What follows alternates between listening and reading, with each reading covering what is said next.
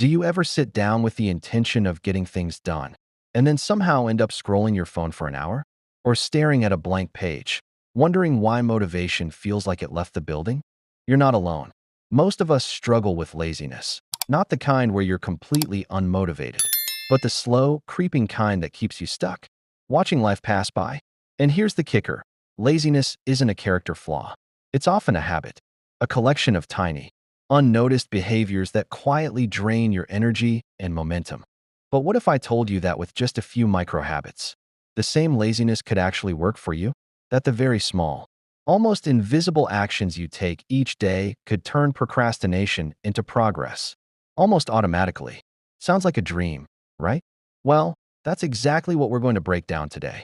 In this video, you're going to learn 7 psychology-based micro habits that make it easier to start, stick, and gain momentum, even when motivation is low. These aren't extreme routines or hour-long rituals. They're tiny, practical tweaks to your day that, over time, build a compounding effect. By the end, you'll have a toolkit of simple strategies to transform your mornings, your work sessions, and even your evenings, without relying on willpower alone. So if you've ever felt trapped by laziness or procrastination, this video is for you. Micro habit 1, the 2-minute rule. Here's a simple one. Start with just 2 minutes. It sounds almost too easy, right? But psychologists have found that the hardest part is starting. Our brains overestimate how difficult a task is, which triggers procrastination. The solution? Shrink the task down until it feels almost trivial. For example, if you want to clean your room, don't aim to tackle the whole space. Instead, set a timer for just 2 minutes and start with picking up clothes from the floor. Once you start, momentum often takes over. You'll frequently find yourself cleaning much longer than 2 minutes. I used to struggle with writing. Opening a blank document felt impossible, but I told myself, just type for 2 minutes. Almost every time, 2 minutes turned into 30. Pitfall: don't wait for motivation. If you think, I'll wait until I feel like it, the 2-minute trick won't work. Start small, start now. Micro habit 2, pre-decide your first step. Here's a mental trick that really works. Decide your first action before you even start.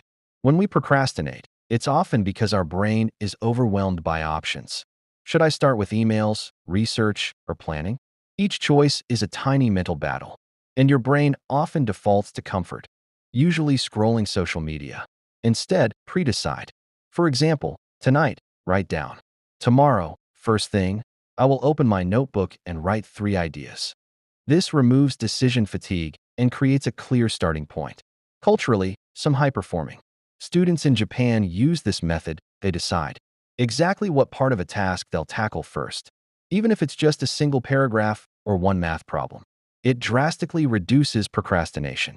Pitfall: avoid vague intentions like, I'll work later. Always attach a concrete first step. Micro habit 3, anchor new habits to existing routines. Ever heard of habit stacking? It's a simple psychological hack. You tie a new habit to an existing one. For example, if you drink coffee every morning, add a 2-minute stretch or a gratitude note right after your first sip. Your brain associates the new action with the old routine, so it happens almost automatically. I did this myself when I wanted to read more. I stacked 5 pages of reading immediately after brushing my teeth at night. It became effortless.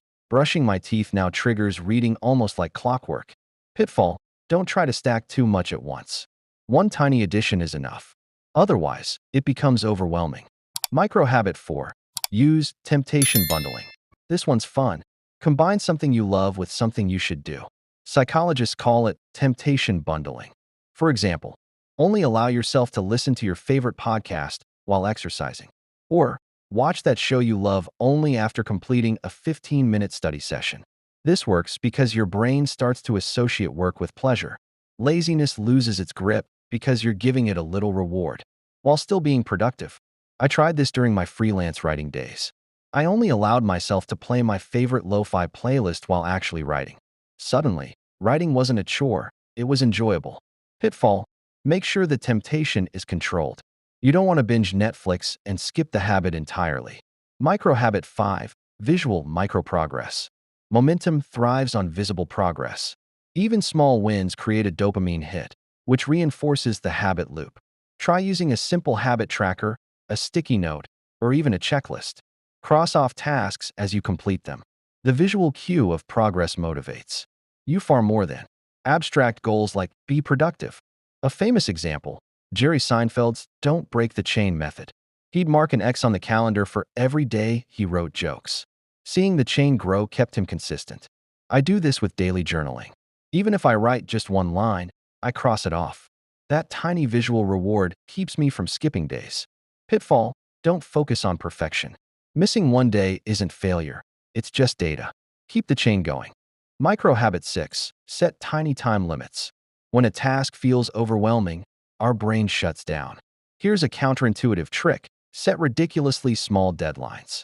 Instead of saying, I'll clean my entire desk in 1 hour, say, I'll clean one drawer in 5 minutes. This method works because the brain prefers immediate deadlines over distant ones.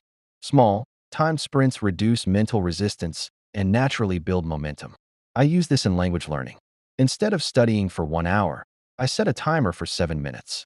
Almost always, I continue for 20 to 30 minutes without noticing. Pitfall, don't set the limit too high. The goal is to trick your brain into starting, not to intimidate it. Micro habit 6, set tiny time limits. When a task feels overwhelming, our brain shuts down. Here's a counterintuitive trick, set ridiculously small deadlines. Instead of saying, I'll clean my entire desk in 1 hour, say, I'll clean one drawer in 5 minutes. This method works because the brain prefers immediate deadlines over distant ones. Small, timed sprints reduce mental resistance and naturally build momentum. I use this in language learning. Instead of studying for 1 hour, I set a timer for 7 minutes. Almost always, I continue for 20 to 30 minutes without noticing. Pitfall, don't set the limit too high. The goal is to trick your brain into starting, not to intimidate it. Micro habit 7, plan your next action before ending today. Finally, here's a simple end-of-day habit. Plan tomorrow's first tiny step tonight. When you go to bed without a clear starting point, your brain spends the first 30 to 60 minutes of the next day deciding what to do. That's wasted time, which often gets filled with scrolling or distraction. Instead, write down the very first thing you'll do tomorrow. It could be as small as opening a notebook or making a cup of tea before starting. This creates an automatic trigger that turns laziness into momentum. I started doing this for my study sessions. Planning one small step every night has drastically improved my consistency. No more wasted mornings wondering where to start. Pitfall, don't overplan. Keep it small and specific. Big lists can be paralyzing. So let's recap. The 7 micro habits that can turn laziness into momentum are: 1. The 2-minute rule, just start small. 2. Pre-decide your first step, remove decision fatigue. 3. Anchor habits to routines. Habit stacking makes it automatic. 4. Temptation bundling, combine work with something enjoyable. 5. Visual micro-progress, track tiny wins to fuel motivation. 6. Tiny time limits, reduce resistance with small deadlines. 7. Plan your next action tonight. Set up tomorrow for an effortless start. Each one may seem small on its own, but combined, they create a momentum loop that gradually rewires your brain to work with laziness instead of against it. Here's the thing, change doesn't have to be dramatic to be powerful. Sometimes, the smallest micro habit is all it takes to turn your day, and eventually your life, around. Try implementing just one of these habits today. Watch what happens when the tiniest action snowballs into real progress. If you found these strategies useful, hit the like button, subscribe, and turn on notifications, because we explore practical psychology hacks like this every week. And here's a teaser. In the next video, we'll dive into how to build unstoppable daily routines without burning out.